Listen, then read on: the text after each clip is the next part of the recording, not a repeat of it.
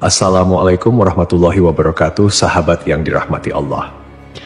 Nabi Isa alaihi salam adalah salah satu nabi yang wajib diimani seluruh umat Islam di dunia. Beliau diutus oleh Allah Subhanahu wa Ta'ala kepada Bani Israel karena kesesatan yang dilakukan oleh kaum tersebut sepeninggal Nabi Musa alaihi salam. Tidaklah sempurna iman seorang Muslim bila tidak mengimani keberadaan salah satu dari 25 nabi-nabi yang memiliki kemuliaan di sisi Allah Subhanahu wa Ta'ala. Pada akhir zaman, Nabi Isa alaihissalam akan kembali turun ke bumi untuk membunuh Dajjal, musuh umat Muslim yang paling ditakuti karena kehebatan fitnahnya. Nabi Isa akan datang kembali ke muka bumi demi menegakkan kebenaran serta memberi petunjuk jalan menuju keselamatan. Selain itu, ia juga membawa misi penting untuk membunuh Dajjal. Dajjal akan menyebarkan fitnah, kemudian berusaha menyesatkan umat manusia agar jauh dari jalan Allah. Tipu dayanya amatlah dahsyat sehingga yang baik akan terlihat buruk. Namun, tahukah Anda mengapa justru Nabi Isa alaihissalam yang ditugaskan Allah Subhanahu wa Ta'ala untuk membunuh Dajjal? Mengapa bukan Nabi Muhammad Shallallahu Alaihi Wasallam yang secara syariat sebagai junjungan seluruh umat Muslim di dunia? Sejatinya, hanya Allah SWT yang tahu alasan mengapa mengutus Nabi Isa untuk membunuh Dajjal. Tapi sebelum lanjut, jangan lupa klik tombol subscribe, like, komen, dan lonceng notifikasi sahabat untuk mendukung channel ini agar terus menyiarkan syiar Islam. Serta silakan tulis harapan sahabat di kolom komentar. Semoga semakin banyak yang mengaminkan, maka makin cepat terkabul. Membuktikan Nabi Isa masih hidup. Alasan pertama yaitu membuktikan bahwa Nabi Isa masih hidup. Bangsa Yahudi dan Nasrani percaya bahwa Nabi Isa dibunuh dan disalib oleh orang-orang Romawi. Namun, sebenarnya Allah Subhanahu wa Ta'ala menyelamatkannya dengan menggantikan peran Nabi Isa alaihissalam kepada orang yang wajahnya diserupakan dengan beliau. Sedangkan Nabi Isa alaihissalam sendiri diangkat ke langit atas izin Allah Subhanahu wa Ta'ala. Karena ucapan mereka orang Yahudi, sesungguhnya kami telah membunuh Al-Masih Isa putra Maryam, Rasul Allah. Padahal mereka tidak membunuhnya dan tidak pula menyalibnya, tetapi yang mereka bunuh ialah orang yang diserupakan dengan Isa.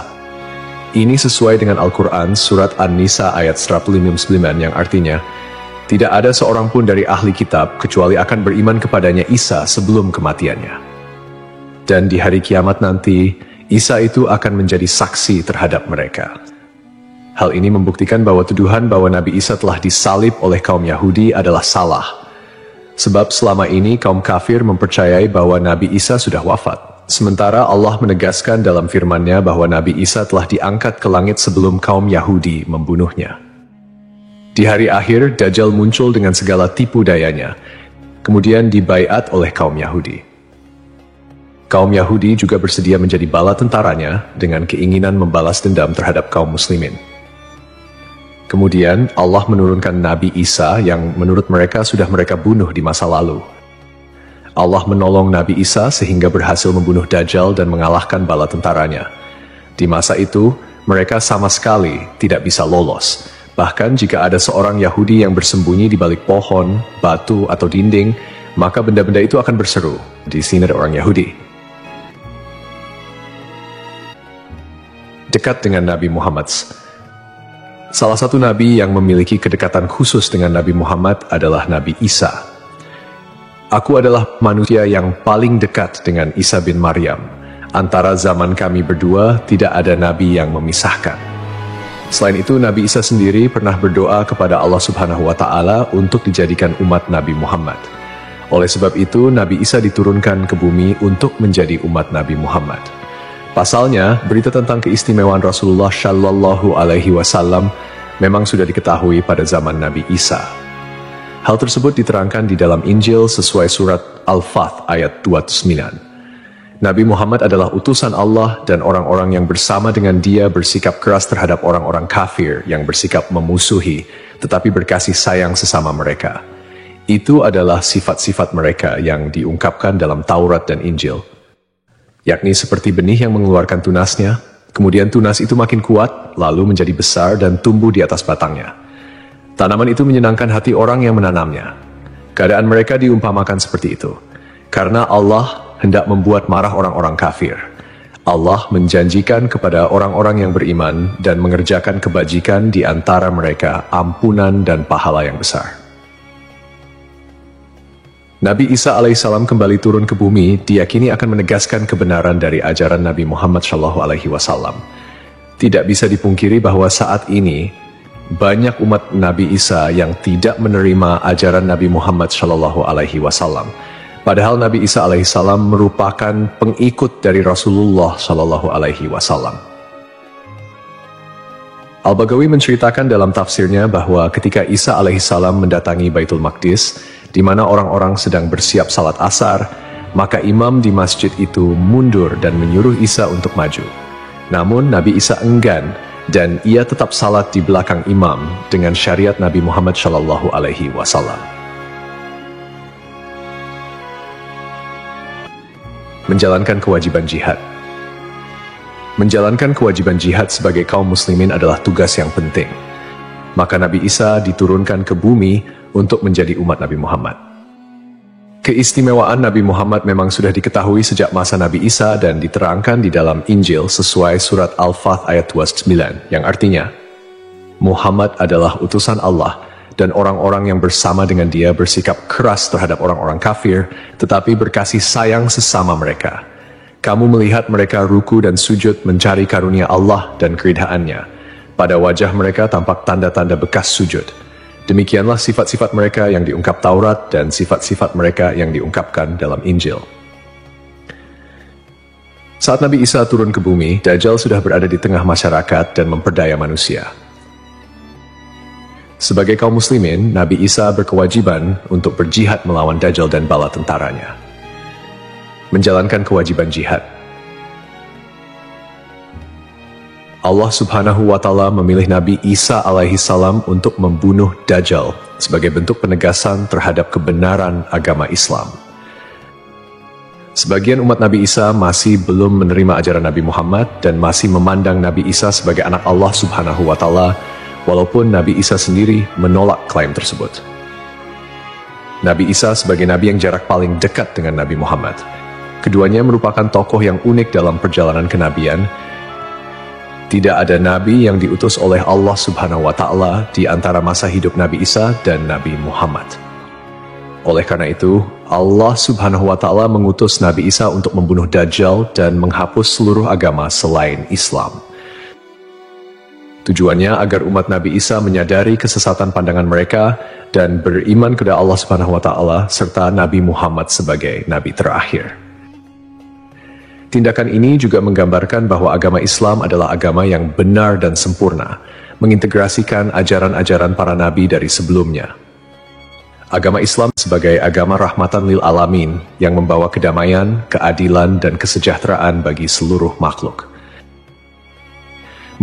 Nabi Isa diberikan mukjizat luar biasa seperti menghidupkan orang yang telah mati, menyembuhkan orang buta dan sakit, serta berbicara di buayan hingga dapat menciptakan burung dari tanah liat. Nabi Isa sebagai penyempurna dari ajaran sebelumnya menyampaikan bahwa setelahnya akan muncul seorang utusan terakhir, yakni Nabi Muhammad. Nabi Muhammad, nabi yang paling mulia dan utama di antara semua nabi. Beliau dianugerahi mukjizat terbesar, yaitu Al-Quran, yang merupakan firman Allah Subhanahu wa Ta'ala yang tidak dapat ditiru ataupun diubah oleh siapapun. Selain itu, Nabi Muhammad juga memiliki syafaat, yaitu pemberian ampunan kepada umatnya di hari kiamat. Melalui perbuatan membunuh Dajjal, Nabi Isa akan memperkuat dan menegaskan kemuliaan Nabi Muhammad, mengakui kedudukannya sebagai nabi penutup zaman. Tidak hanya Al-Quran, Nabi Muhammad juga diberikan mukjizat lain seperti membelah bulan dan air mengalir dari jemari tangannya. Perjalanan Isra dan Miraj serta mampu bersabda dalam berbagai bahasa. Mukjizat-mukjizat ini menunjukkan kekuasaan Allah yang melampaui batas akal manusia. Sementara keistimewaan Nabi Muhammad sebagai utusan Allah yang paling sempurna semakin terungkap, akhlak mulia, kejujuran tak tercela, keberanian luar biasa, dan kepedulian yang mendalam terhadap umatnya juga menjadi bagian dari kepribadian Nabi Muhammad. Beliau adalah uswatun hasanah, telan baik bagi seluruh manusia. Hubungan dekat Nabi Isa dan Nabi Muhammad terlihat jelas, di mana Nabi Isa adalah nabi yang paling mendekati masa kenabian Nabi Muhammad tanpa ada nabi lain yang diutus oleh Allah antara keduanya. Nabi Isa bahkan menyampaikan kabar tentang kedatangan Nabi Muhammad sebagai nabi terakhir. Beliau mengakui bahwa Nabi Muhammad adalah nabi penutup para nabi dan menyatakan persaudaraan di antara mereka, cinta dan saling menghormati. Nabi Isa dan Nabi Muhammad menjadi bukti kebersamaan spiritual dengan mengakhiri keberadaan Dajjal. Nabi Isa secara simbolis menegaskan kemuliaan Nabi Muhammad dan menghormati sebagai nabi akhir zaman. Untuk dikembalikan ke tanah. Alasan selanjutnya, Nabi Isa alaihissalam akan dikembalikan ke bumi sesuai kodrat manusia yang tercipta dari tanah. Hal tersebut sebagaimana yang dijelaskan pada surah H ayat 5 yang artinya, dari bumi kami menciptakan kamu, dan kepadanya kami akan mengembalikan kamu, dan daripadanya pula kami akan mengeluarkan kamu pada kali yang lain. Nabi Isa alaihissalam diturunkan ke bumi juga menandakan bahwa ajalnya akan tiba. Setelah wafat, Nabi Isa alaihissalam akan dimakamkan di tanah suci, lalu dibangkitkan kembali bersama manusia lain di hari kebangkitan. Mengenai lokasi makam Nabi Isa alaihissalam, terdapat perbedaan pendapat di kalangan ulama. Sebagian ulama mengatakan lokasinya terletak di Bait al-Maqdis, dan sebagian lainnya mengatakan akan dimakamkan bersama Nabi Muhammad SAW. Sebagai muslim yang beriman, tidaklah pantas bagi kita untuk membanding-bandingkan siapa nabi yang lebih hebat, karena semua nabi yang diutus oleh Allah Subhanahu wa Ta'ala mempunyai tujuan yang sama, yaitu mengajak tauhid, mengagungkan kebesarannya. Nabi Isa alaihissalam selain ditugaskan Allah Subhanahu wa Ta'ala untuk membunuh Dajjal pada akhir zaman, ternyata beliau juga akan memiliki tugas dan maksud tertentu yang pada intinya adalah menegaskan ajaran yang dibawa oleh Nabi Muhammad SAW kepada seluruh manusia yang ada di dunia. Semoga kita semua bisa memetik pelajaran. Wallahu a'lam.